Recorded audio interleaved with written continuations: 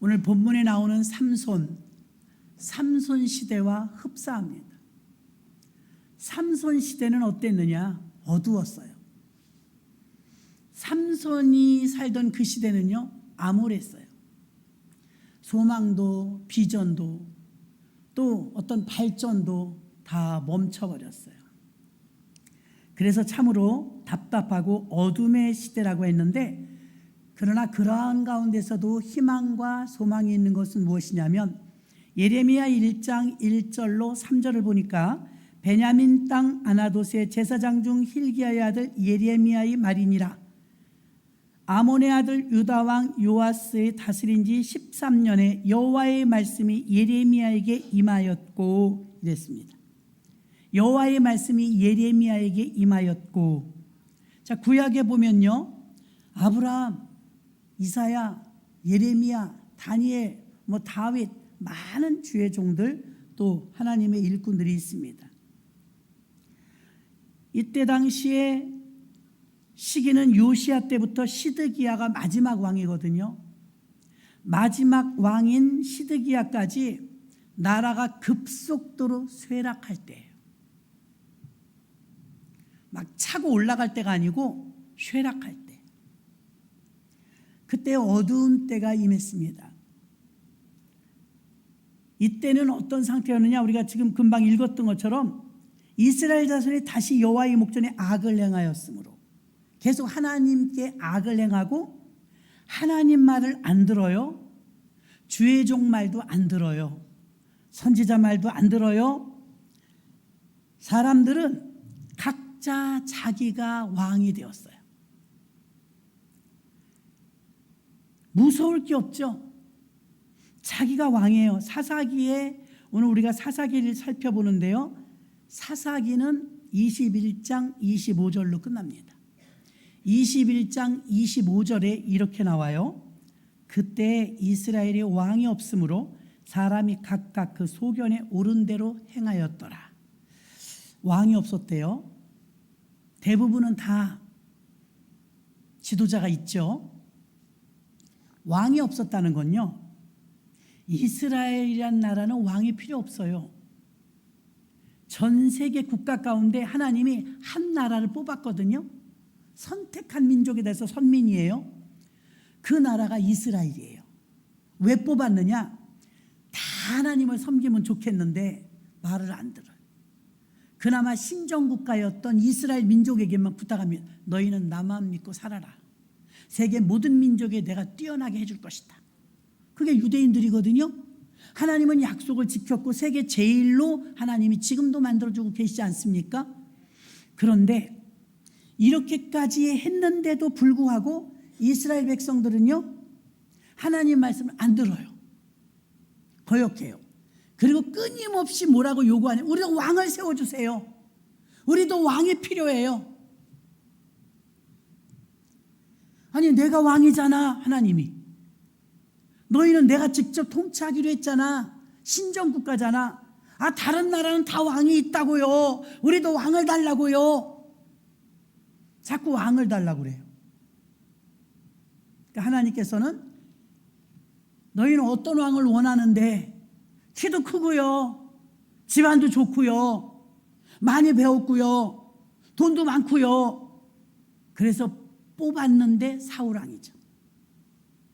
사람들에 의해서 뽑은 첫 번째 왕 사울왕. 키가 장신이고 왕족이고, 이제 그 베냐민 지파에 있기 때문에 베냐민 지파가 왕 지파가 됩니다. 자, 구약에 보면요, 창세기에 보면 12지파가 나오죠. 야곱의 아들들의 이름이 지파가 됩니다. 그 다음에 사사기에서는요, 12사사가 나와요. 오늘 주인공인 삼손은 그 12번째 마지막 사사예요. 예수님은요, 12제자를 뽑았어요. 요한계시록에 가면요, 마지막에 12장로를 세워요. 12진주문이 있어요. 12이라는 숫자를 왜 의미를 둘까? 이스라엘 민족은 12이 완전 숫자예요. 최고의 숫자예요. 그래서 12번째 사사인 삼손이 나올 때 백성들은 계속 부글부글 우리도 왕을 세워달라고요. 주의 종 말고요. 왕이요. 그래서 마지막 주의 종이 삼손이에요. 자, 근데 여기서 문제가 있습니다. 예레미야든 이사야든 뭐 다니엘이든 성경에 나오는 많은 주의 종들이 노아 때는 굉장히 타락했거든요. 얼마나 타락했으면 하나님이 홍수로 심판을 했겠어요. 그렇게 홍수로 심판할 정도로 타락했고, 예레미야는 땅을 치고 눈물로 예레미야 애가를 썼어요. 나라가 없어지니까. 주의 종들이 아무리 나라가 하나님 앞에 죄를 짓고 엄벌을 받고 위기를 당하고 해도 절대 영역인 부분이 있었어요. 오염되지 않는 곳, 그거는 유일한 주의 종들이었어요. 다 죄를 지어도, 다 타락을 해도 주의 종들까지는 오염되지 않았었어요. 오늘 말씀이 왜 심각하고 오늘 왜 삼손 얘기를 하느냐 하면, 드디어 마지막 사사임에도 불구하고 삼손은 그 세상의 온갖 죄악과 세속적인 이 모든 하나님이 기뻐하지 않은 일들이 삼손을 오염시켜 삼손이 점령당했기 때문이에요. 이건 오늘날 우리들에게도 적용될 수 있는 말씀이기 때문에 주의를 요해야 될 줄로 믿습니다. 이 죄가 아무렇지도 않게 받아들이는 거예요. 그 결국은 삼손을 덮쳐버립니다. 하나님의 일을 해야 될 삼손이 결국은 하나님이 금했던 금기사항까지 다 깨게 되는 것입니다. 우리가 지금 읽었던 5절의 말씀 보면 나시린에 대한 이야기가 나옵니다. 나시린이 뭘까요? 배 안에서부터 선택받은 주의 종, 예약된 자, 예비된 자, 하나님의 선택한 자, 하나님께 바쳐진 자가 한나가 눈물로 기도했던 사무엘처럼 바쳐진 자들이 있어요. 이 사람들은 나시린이에요. 나시린이 뭐 하는 사람이냐? 주의 종이면서 하나님 일하는 사람들이에요. 하나님의 일을 위해서 태어나는 사람들이에요. 삼손이 그런 사람이었다 이거예요. 선택받았다는 것이죠. 지금 우리가 읽었던 예레미야 1장 1절로 3절까지 여호와의 말씀이 예레미야에게 임하였더라. 아무리 세상에 혼탁해도요, 노아에게 노아야 방주를 지어라. 예레미야에게도 여호와의 말씀이 임했어요. 엘리야 시대에도 엄청 어두웠거든요. 그래도 엘리야에게 하나님 말씀이 임했어요. 갈멜산으로 가라고.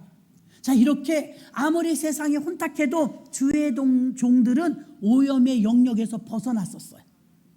그래서 직통으로 하나님의 말씀을 계속 받고 있었죠. 그런데 삼손에게 와서 이것이 무너지는 거예요. 얼마나 참담한 결과를 가져오는지 모릅니다. 오늘날과 흡사하지 않습니까? 여러분들이 얼마나 주의 종들을 존경합니까? 아니, 요즘은 옛날에 비하면 주의 종들이 많이 해이해졌죠. 맞는 말입니다. 주의 종들만 회개하고 정말 순교를 각오한다면 나라가 다시 정결해질 것 같아요. 그 정도로 이제는 주의 종들이 그렇게 말합니다. 주의 종도 사람이야. 그 말에 자신이 속습니다. 사람은 사람이지만 그러면 안 되는 사람입니다. 아멘. 탈선하면 안 되는 사람입니다. 그래서 뽑아 세운 사람이죠. 어둠의 시대 그러면 우리나라는 지금 어두운가요? 밝은가요? 여러분들이 선하면 밝게 보겠지만 나름 지금 어두워요. 나라의 정치, 경제, 문화, 교육, 미래가 불투명해요. 그래서 지금 굉장히 어둡거든요. 한국 전쟁을 통해서 여러분 100만 명이 죽었어요. 누가 죽였어요?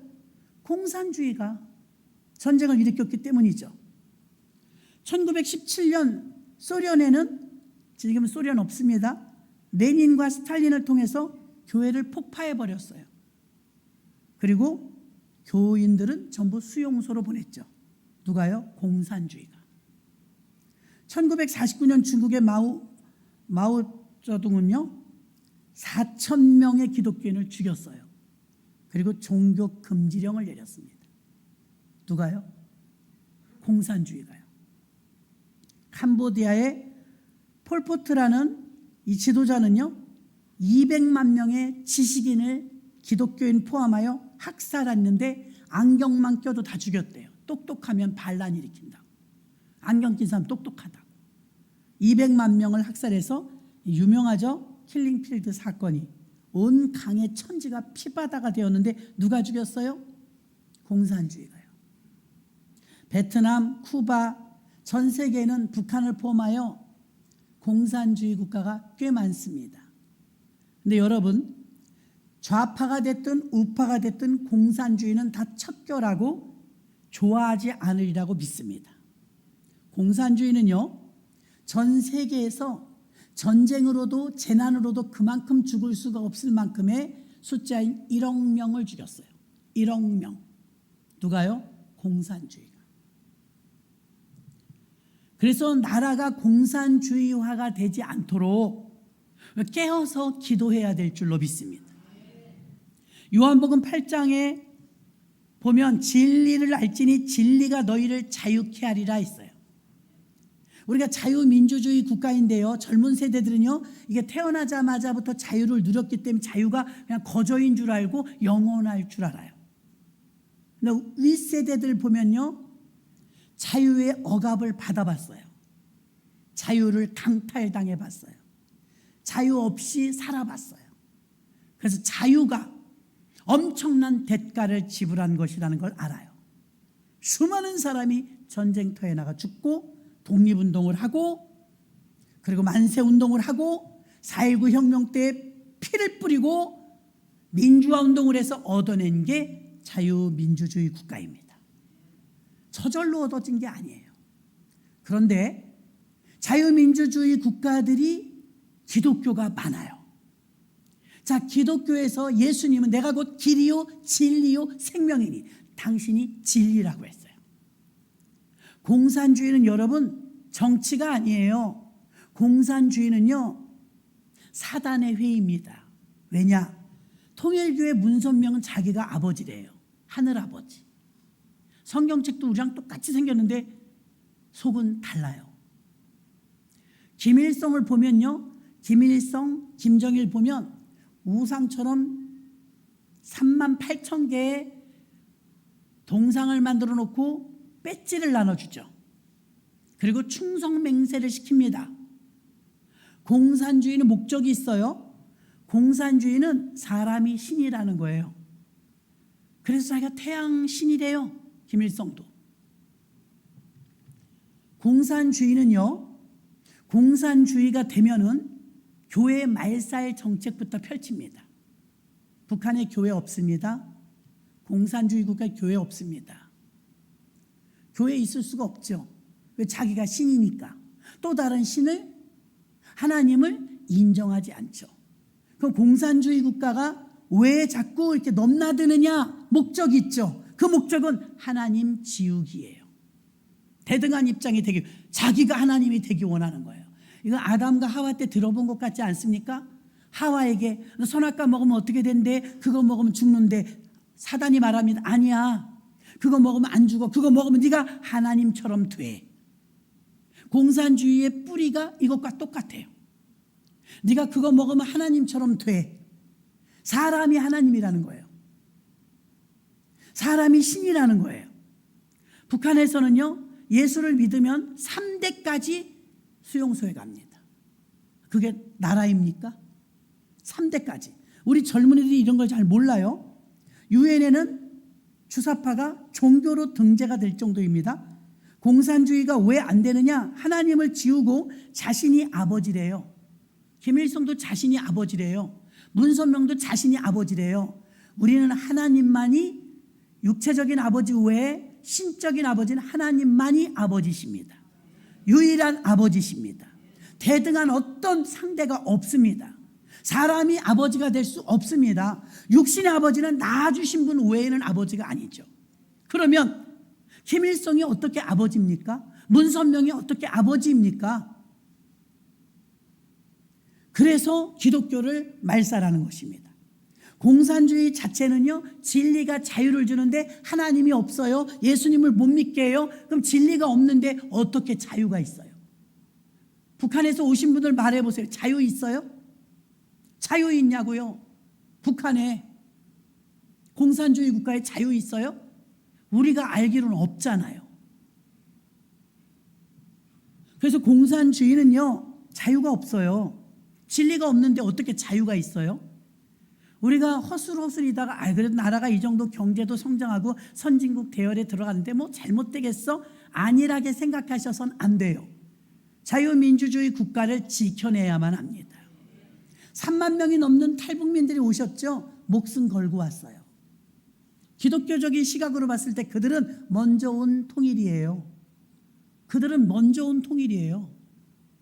통일은 자유죠. 자유를 맛봤으면 북한에 있는 주민들을 위해서 누가 더 간절하게 기도할 수 있어요? 남한 사람보다는 탈북민들이 더 간절할 거예요.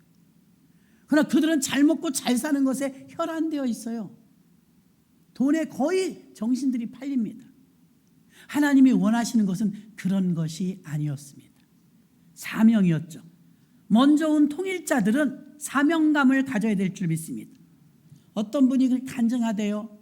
나는 수십억의 부자가 됐대. 탈북해갖고 만두 파는 것 같아요. 그런데 자기가 죽으면 절대 화장하지 말라고 그랬대.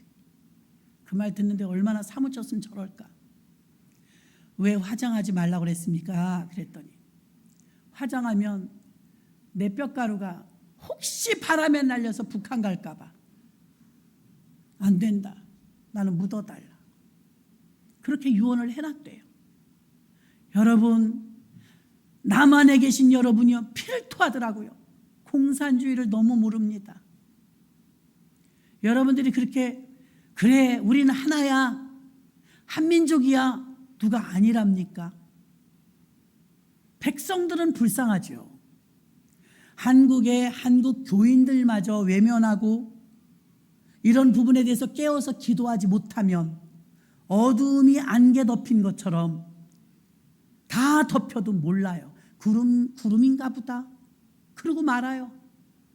좌파가 됐든 우파가 됐든 부산이든 대구든 서울이든 그래도 나라가 지금 어지러우니까 기도에 무릎을 꿇는 성도님들이 하나 둘 늘어나고 있어서 다행입니다. 다행. 공산주의에 넘어가지 않도록 이 나라와 이 민족을 지켜달라고 틀니를 낀 할머니도 기도하고 목숨을 걸고 금식하며 목사님들도 산에서 기도합니다. 우리도 기도해야 될 줄로 믿습니다. 노아, 엘리야, 사사시대, 모세, 다니엘, 세례, 요한 모든 주의 종들이 어두울 때 부름을 받았습니다. 깜깜할 때 부름을 받았습니다. 그럼에도 성경의 주의 종들은 모두 믿음을 지켰어요.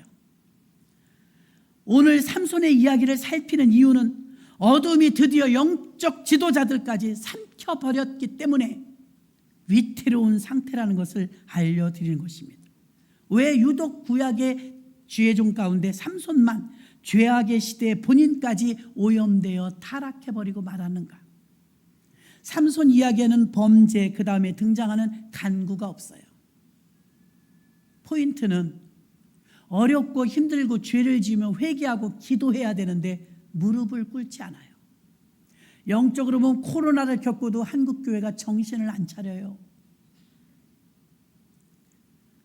IMF를 겪고 코로나를 겪고 그렇게 흔들어대고 그래도 깨어나질 않고 성도들이 계속 잠잡니다.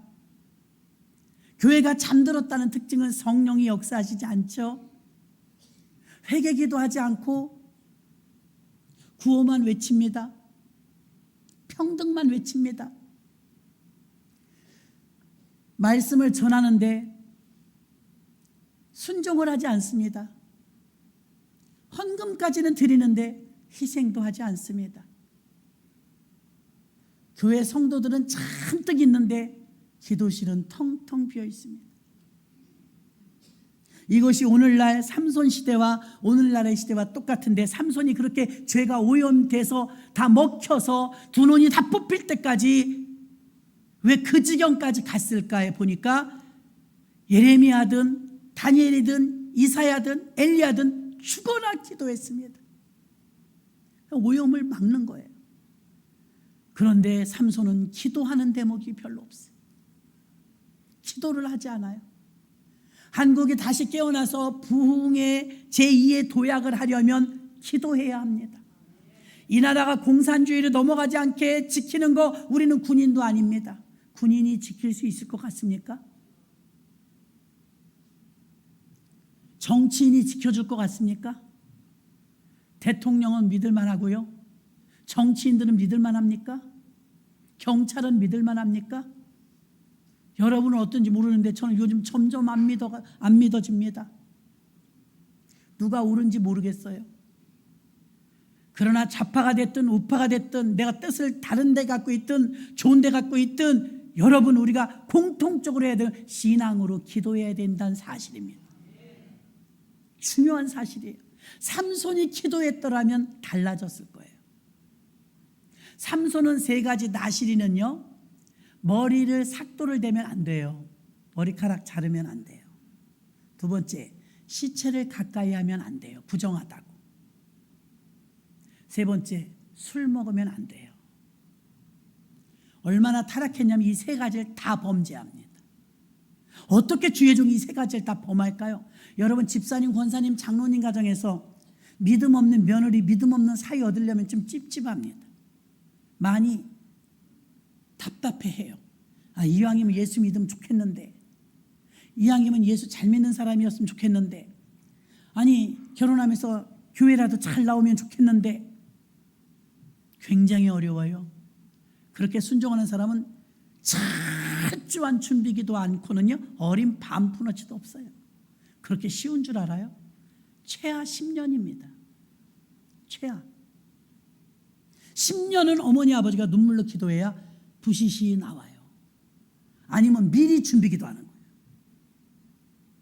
그만큼 각오를 해야 불신자 며느리, 불신자 사위를 얻을 각오를 해야 되는 거예요. 근데 그런 개념 없습니다. 자기들만 행복하면 되지 뭐. 행복도 주님이 주시잖아요. 주님. 삼손은 나실인이라서 믿음의 혈통 대 혈통끼리 결혼해야 돼요. 이게 법이에요. 그리고 삼손은 술 먹으면 안 됩니다. 포도주와 독주를 금해야 됩니다. 볼까요? 사사기 13장 2절. 왜 어둠의 시대냐?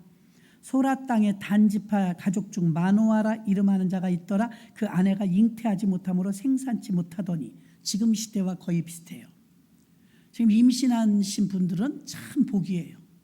제가 평생 살면서 최근 10여 년간처럼 아기를 이렇게 못 낳는 거 처음 봐요. 뭐 통계가 나와서 출산율이 낮다 그런 거 말고요.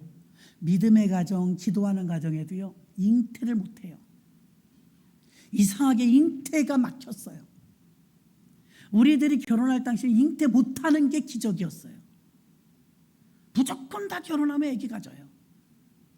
그 평범한 것이 지금은 희소성이 돼버렸어요. 얼마나 아기가 없는지 몰라요. 한 반에 17명이래요. 우린 70명이었어요. 2부제 수업하고 17명이 한 반이래요. 이대로 나가면 큰일 나잖아요. 근데 하나님이 출산하고 아기들 유아시키면 금방 크더라고요. 결혼해서 아기 낳고 결혼도 허락이 잘 안 돼요. 아니 어떤 총각에게 말했습니다. 결혼하라 결혼하라. 명절 되니까 여기저기서 들리는데 자긴 더 답답하다는 거예요. 왜 자꾸 결혼하라 그러냐. 하고 싶은데 지금 못하는 거잖아요. 독신도 있습니다. 하고 싶은데 못하는 분이 많아요. 이게 영적으로 흐름이 여러분 잉태를 못해요. 잉태를 결혼 안 하면 당연히 잉태 못하고요. 재단에서 할 말이 아니라 못하지만 리얼돌 끼고 살아요. 리얼돌. 이 세계를 어쩌면 좋아요. 아니면 강아지 끼고 살고. 잉태를 못한다니까요. 잉태는 생명이 탄생하는 거거든요. 점점 생명이 없어지고 있어요. 진정한 생명, 영혼의 생명. 이게 정말 저주 아니에요? 아기를 못 낳는데 결혼을 못하는데. 자기들은 계산해서 머리 두들겨갖고 계산기 두들겨서 잘하는 선택이라고 생각할지 모르지만 영적으로는 이거 굉장히 어두운 거예요. 원활하게 정상적으로 가동이 안 되고 있잖아요. 저 주변에서 믿음 좋은데 아기 못 갖는 집 너무 많아요. 이런 일이 세상에 제가 태어나서 없었다니까요. 그걸 찾아보니까 성경에 있어요. 마노아의 가정이 잉태를 못했대요. 잉태를 허락하시지 않는 거예요. 그러면서 그때 어두웠다. 그리고 하나 선택한 사람이 있으니 그게 삼손이었던 것입니다. 생명을 잃어버리고 지금 시대와 똑같습니다. 영적인 무지 상태에서 삼손 세대가 열리기까지 세상은 영적으로 무지하고 어둡고 생명을 잃었었습니다. 생명이 없었습니다. 영적 무지로 인한 우상 숭배적 신앙이 이 시대는 만몬 숭배 시대가 되어서 돈밖에 모르죠.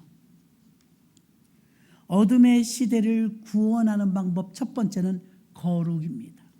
거룩. 여러분의 문제 속에 죄송하지만 거룩만 지켜내도 50%는 해결돼요. 거룩. 우리 기독교인들의 무기입니다. 성결, 거룩. 금과 은보다 성결, 거룩. 거룩은 자기를 포기하는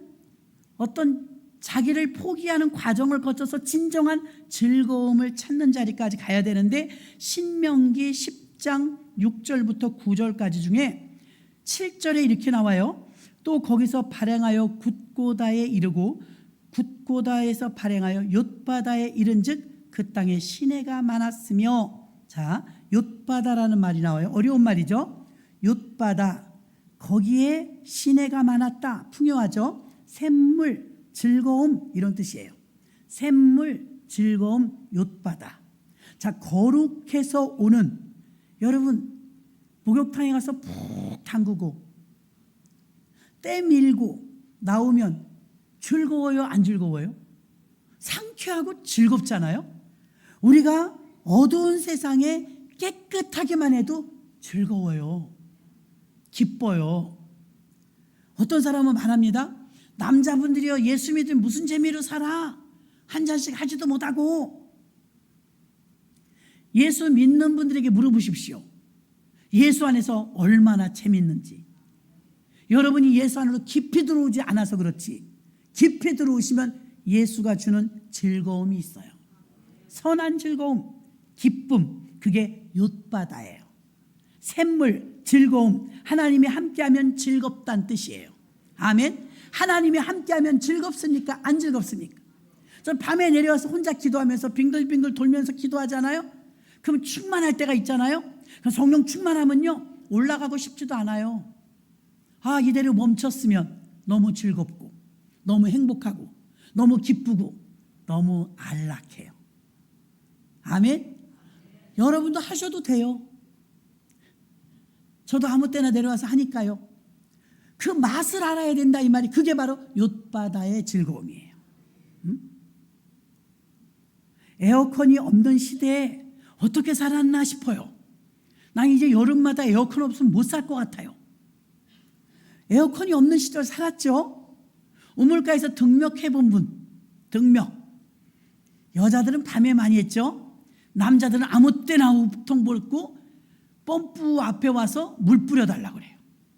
그러면 아빠가 됐든 오빠가 됐든 막 물 뿌려줍니다. 이래요. 이게 지하수다 보니까 물이 차요.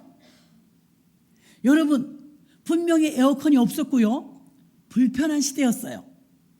등목을 하고 냇가에서 빨래를 해갖고 자갈 위에다 그냥 널어놔요. 물장구 치고 놀다 보면 다 말랐죠? 말른 거 걷어갖고 왔어요. 물론 힘들었어요. 근데 지금 생각해 보십시오. 냇가에서 빨래하던 거 즐겁더라고요. 등목을 하던 거 즐거운 추억이에요. 아멘. 무조건 우리가 힘들겠다, 이거 못해가 아니라 즐거움이 그 안에서 있을 수 있습니다. 있을 수 있어요. 거룩 안에 거룩하면 무슨 재미를 살아? 아니요, 여러분. 거룩하면 재밌어요. 거룩하면 즐거워요. 거룩하면 욥바다의 기쁨이 있습니다. 하나님의 함께 하심으로 기쁩니다. 할렐루야. 이제 어둠의 시대에 여러분이 거룩하려고 애쓰시고 안 되면 하나님 거룩한 영을 부어주세요. 진리가 우리를 자유케 해주는데, 공산주의엔 자유가 없는데, 하나님 없애버리면 자유가 없는데, 어디서 하나님 없이도 내가 마음대로 사는 내가 하나님이 되면 자유가 있을 것 같습니까? 자유 없습니다. 하나님 계셔야 자유가 공존하는 것입니다. 하나님 계셔야 우리가 자유를 누리는 것입니다. 그동안 우리가 살았던 것이 하나님의 은혜였어요. 이제 걱정하지 않아야 될 것도 걱정하는 시대가 되었어요. 돈도 65세 넘으면 마음대로 못 찾고 못 넣는데요. 뭐라고 하던데 아직 자세히는 모르겠습니다. 자유가 자꾸 줄어들어요. 자꾸 통제가 들어와요. 불편해요. 억압이 들어와요. 점점 심해질 겁니다. 하나님이 함께 하셔야 자유가 진정으로 있는 것입니다. 하나님 자체가 진리고 자유입니다. 그래서 여러분 거룩하시길 바랍니다. 두 번째는요, 14장 8절로 9절 보니까 얼마 후에 삼손이 여자를 취하려고 다시 가더니 돌이켜 그 사자의 죽음을 본즉 사자의 몸에 벌떼와 꿀이 있는지라 손으로 그 꿀을 취하여 행하여 먹고, 시체를 가까이 하면 안 되는데 시체 옆에 있는 벌의 꿀을 먹었대요. 어긴 거죠. 삼손 시대에도 살 수 있는 길이 있었어요. 첫째 그 방법이 거룩이라고 했습니다. 둘째는요, 성령 충만입니다. 지속적 성령 충만.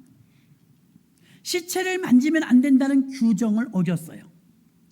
그리고 신명기 7장 3절로 4절 보면 나실인에게 하는 말입니다. 그들과 혼인하지 말지니, 신명기 7장 3절 4절. 혼인하지 말래요. 내 딸을 그 아들에게 주지 말 것이요 그 딸로 내 며느리를 삼지 말라. 섞이지 말라 이거예요. 그가 내 아들을 유혹하여 그로 여호와를 떠나고 다른 신을 섬기게 함으로 여호와께서 너희에게 진노하사 갑자기 너희를 멸하실 것이다. 이유가 나와 있어요. 이방 여인과 결혼하지 말래요. 섞지 말래요. 근데 삼손은 이방 여인과 결혼했어요. 일반인도 꺼리는 일을 주의 종이 했어요.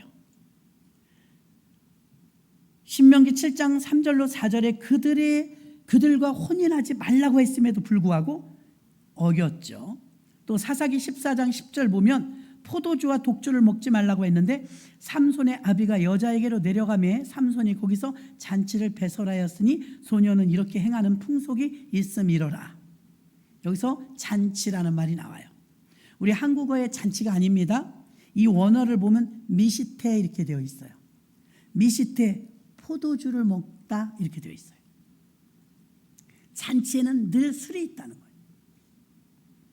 잔치를 배설하였다. 삼손은 잔치집에 가서 미시테, 잔치집에 가서 포도주, 독주를 먹었어요.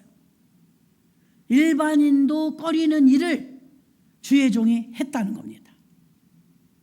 사사기 14장 3절 봐요. 또 삼손은 무엇을 어겼습니까? 부모가 그에게 이르되 내 형제들의 딸 중에나 내 백성 중에 어찌 여자가 없어서 내가 할례받지 아니한 블레셋 사람에게서 아내를 취하려 하느냐? 삼손이 아벨에게 이르되 내가 그 여자를 좋아하오니. 자기 눈에 좋은 대로 예쁘게 생겼다, 뭐 나하고 좀 취향이 맞겠다 등등 조건이 그냥 자기 마음에 드는 거였어요. 나를 위하여 그 여자를 데려오소서. 블레셋 여자하고 결혼하겠다고 얼마나 우기는지 마노아 가정의 부모가 이걸 져요. 그 나중에 이혼하지 않습니까? 삼손의 친구가 재혼해요. 그래서 가서 화가 나니까 또 밭에 불 질러버려요. 지극히 충동적인 사람이었습니다. 그래서 내가 그 여자를 좋아하오니 자기 관점에 좋은 대로 하나님의 사명 따위 생각도 안 했습니다. 자기 소견에 옳은 대로 했다는 것입니다. 사사기 마지막 장에 21장 25절이라고 그랬습니다. 각각 그때 이스라엘에 왕이 없으므로 각각 자기의 소견에 오른 대로 행하였더라. 소견에 오른 대로는 자기 좋아하는 대로. 욤바다의 즐거움이 반대 야사르인데요. 야사르는 자기가 좋아하는 것, 자기 뜻대로 살았다는 것입니다. 그래서 어둠의 시대를 구원하는 길은 첫째가 필수는 기도고요. 첫째가 거룩, 두 번째가 지속적 성령을 따라야 합니다. 그런데 지속적 성령 충만하지 못했던 삼손은 그럼 하나님께 왜 발탁되었을까? 이 사람도 간헐적 성령 충만했어요. 사사기 13장 25절 보니까 그가 성령에 충만했을 때 나옵니다. 소라와 에스타올 사이 마하네단에서 여호와의 신이, 성령입니다, 비로소 그에게 감동하시니라. 비로소, 가끔 이렇게 성령이 내렸어요. 사사기 14장 6절도 나옵니다. 삼손이 여호와의 신에게 크게 감동되어 손에 아무것도 없어도 그 사자를 염소 새끼를 찢음같이 찢었으나 그는 이 행한 일을 부모에게 고하지 아니하였고 힘이 장사였지 않습니까? 낙이 턱 빼어나 갖고 블레셋 1000명을 죽인 사람이에요. 대단하죠. 이 사람은 가끔 성령에 충만할 때는 기가 막히게 쓰임 받았어요. 오늘날 주의 종들이 이래서 문제입니다. 간헐적 성령 충만이에요. 다윗을 볼까요? 사무엘상 16장 13절. 다윗, 사무엘이 기름불을 취하여 그 형제 중에 그에게 부었더니, 다윗입니다. 이날 이후로 다윗이 여호와의 신에게 크게 감동돼. 그날 이후로 쭉 지속적 성령 충만하여 다윗이 싸움에 전쟁터에 나가면 갈 때마다 하나님이 다윗을 이기게 하셨더라, 이기게 하셨더라, 이기게 하셨더라. 하나님의 신이 충만하면 악한 싸움에서 이기는 것입니다. 성령 안에서 지속적인 성령 충만은, 지속적인 성령 충만을 페리파테오라고 하는데요. 페리파테오는 동사 걷다더라고요. 걷다. 지속적 성령 충만은 계속 움직이는 거죠. 계속 걷다, 계속 움직인다. 그런데 삼손은 쉬었다, 걷다, 쉬었다, 걷다를 했던 것입니다. 오늘날 주의 종들과 오늘날 성도들이 어느 땐 성령 충만해요, 어느 땐 쉬어, 어느 땐 또 성령 충만해요. 그래가지고 여러분을 지속적 성령 충만하면은 충동, 급발진을 제어할 힘이 옵니다. 그러면 지속적 성령 충만은 하나님의 형상대로 살아나가도록 힘을 주시는데, 간헐적 성령 충만은 어떻게 되느냐? 충동을 제어하지 못해요. 혈기가 많아요. 지속적 성령 충만은 영적 리듬으로 재창조가 되어지지만, 간헐적 성령 충만은 충동을 제어하지 못합니다. 혼돈합니다. 어둠의 시대를 구원하는 세 번째는 투신입니다. 마지막입니다. 투신, 헌신이죠. 전부 쏟아 부음. 서서히 밤을 향하여 작은 넘어짐부터 시작한 삼손은 점점 무너짐으로 진행하면서 깊이 어둠으로 걸어가고 있었습니다. 사사기 16장 1절 봅니다. 삼손이 가사에 가서, 가사는 블레셋 진영입니다. 거기서 한 기생을 보고 그에게 들어갔더니, 갈수록 태산입니다. 이방 여자랑 결혼한 것도 이거 보통 일이 아닌데 이혼하고 나니까 이게 기생집을 드나듭니다.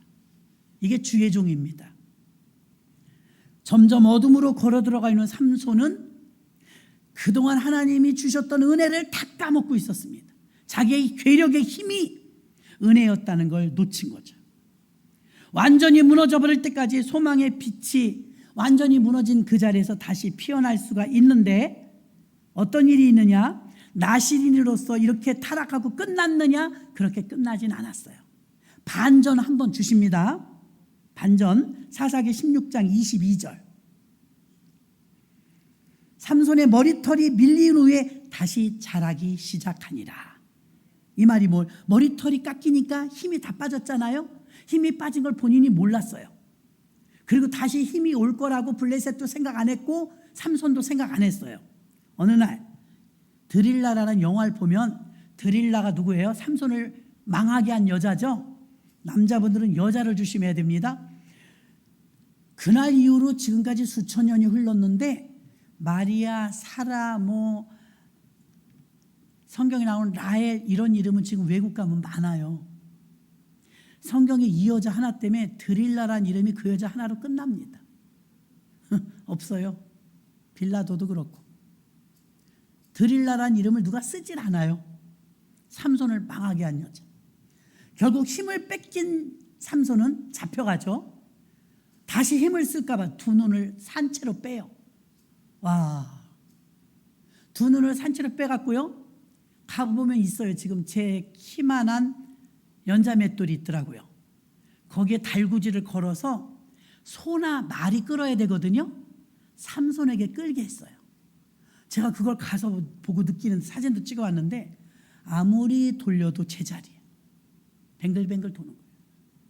여러분, 왜 뺑뺑이 도는 인생 같은 걸 느낍니까? 왜 앞으로 조금도 나가지 못합니까?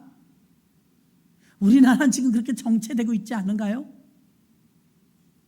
우리 신앙은 그렇게 정체되고 있지 않은가요? 조금 더 나아가지 못해요.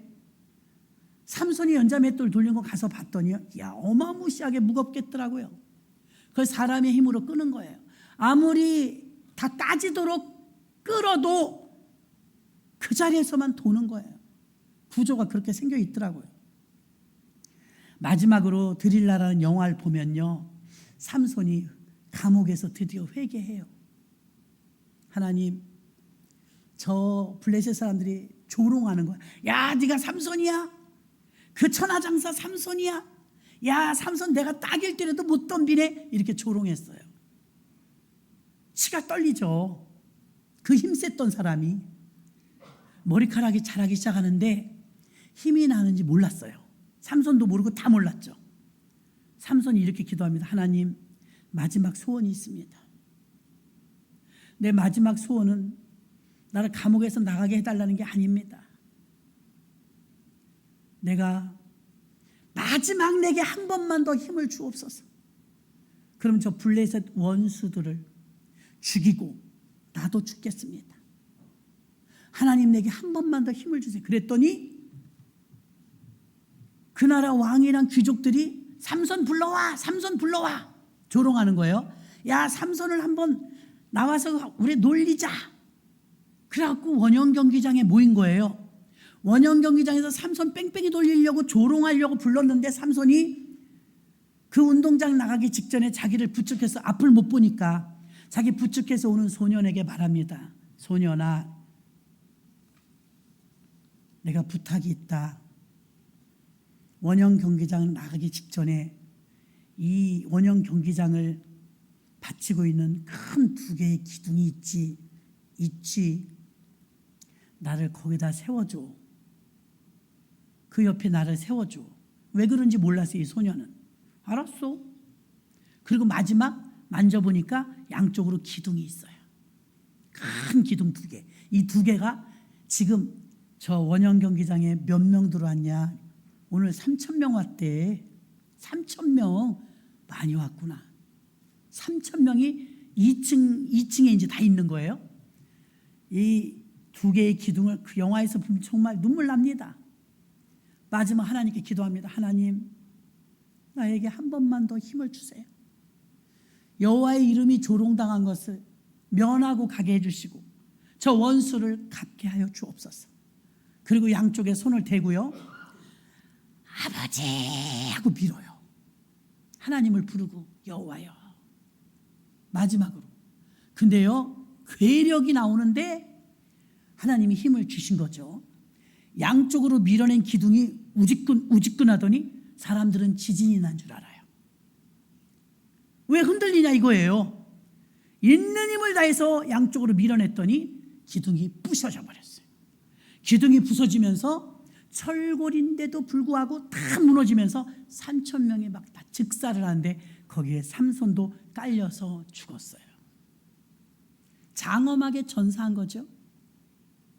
마지막이라도 반전할 수 있는 기회를 얻어냈던 삼손은 자기가 투신합니다. 전부 쏟아부어서 마지막으로 회개하는 마음으로 내 목숨과 더불어 원수를 갚게 해달라고 기도합니다.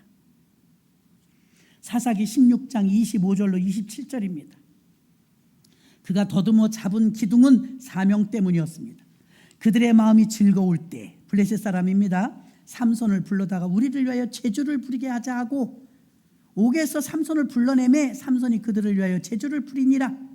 그들이 삼손을 두 기둥 사이에 세웠더니 삼손이 자기 손을 붙든 소년에게 이르되 나로 이 집을 버틴 기둥을 찾아서 그것을 의지하게 하라 하니라. 그 집에 남녀가 가득하니 블레셋 모든 방백도 거기 있고 지붕에 있는 남녀는 3,000명가량이라 다 삼손의 제주를 부리는 것을 보러 왔더라. 중요한 게 있습니다. 29절로 30절 봅니다. 집을 버틴 두 가운데 기둥을 하나는 왼손에 하나는 오른손에 껴 의지하고 가로되 블레셋 사람과 함께 죽기를 원하노라고 힘을 다하여 몸을 굽히매 그 집이 곧 무너져 그 안에 있는 모든 방백과 온 백성이 덮이니 삼손이 죽을 때 죽인 자가 살았을 때 죽인 자보다 더욱 많았더라. 와, 마지막에 자존심은 세운 겁니다. 하나님의 명예는 다시 회복시킨 겁니다. 짧은 머리에 삼손이 머리카락이 자라면서 드디어 마지막으로 기도를 하는데 회복되려면 기도를 해야 되면 28절입니다. 삼손이 여호와께 부르짖어. 이제 기도하는 거 이제. 삼손이 여호와께 부르짖어 가로되 주 여호와여 구하옵나니 나를 생각하옵소서. 하나님이여 구하옵나니 이번만 나로 강하게 하사 블레셋 사람을 나의 두 눈을 뺀 원수를 단번에 갚게 하옵소서. 여러분 제가 이렇게 한 절 한 절 읽으니까 와닿지요? 삼손의 마음이 와닿지요? 이렇게 해서 삼손이 죽을 때 죽인 자가 살았을 때 죽인 자보다 많았대요. 평생 살면서 3,000명은 못 죽인 거죠.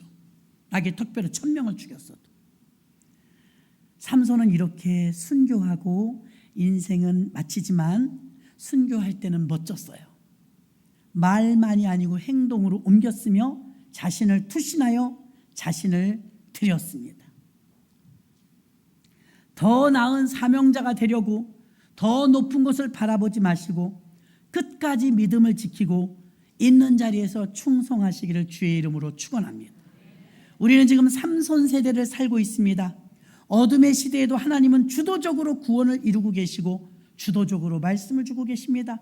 짧은 머리에 삼손이 마지막 기도를 하면서 투신이 조롱거리를 당하던 삼손이 승리로 바꾸어서 나를 불쌍히 여기시고 나로 하여금 힘을 달라고 기도했을 때 하나님은 삼손에게 마지막 힘을 부여해 주셨고 그동안 그가 받았던 모든 힘이 은혜였다는 걸 깨달았습니다. 여러분 우리가 누리는 지금의 자유 지켜야 될 줄 믿습니다. 이 자유는 충분한 대가를 지불한 자들의 것이며 또한 예수 그리스도를 섬기는 자유로운 이 나라에서 우리에게 주신 선물입니다. 그래서 이 나라를 지켜달라고 할머니도 기도하셔야 되고 청년도 기도해야 하고 자유민주주의 국가 공산주의로 넘어가지 않도록 이 나라의 민족을 지켜주옵소서. 기도하시는 한국교회가 될 때 마지막 얼마 남지 않은 기간이지만 하나님 우리에게도 힘을 주세요. 기도할 수 있는 힘을 주세요. 나라를 지킬 수 있는 힘을 주세요. 우리는 군인도 아닙니다. 우리는 정치인도 아닙니다. 아무것도 할 수 없습니다. 그러나 우리는 할 수 있는 게 있습니다. 그것은 기도입니다. 삼손이 왜 그렇게까지 망가지고 왜 오염되었습니까? 그는 기도할 줄 몰랐습니다. 하나님이 금기한 세 가지를 어겼습니다. 여러분이 거룩하십시오. 지속적 성령 충만하십시오. 자신을 던지십시오. 그리고 기도하시면 우리도 삼손의 반전처럼 우리도 승리하는 삶으로 바꿔낼 줄 믿습니다. 하나님 아버지 감사합니다.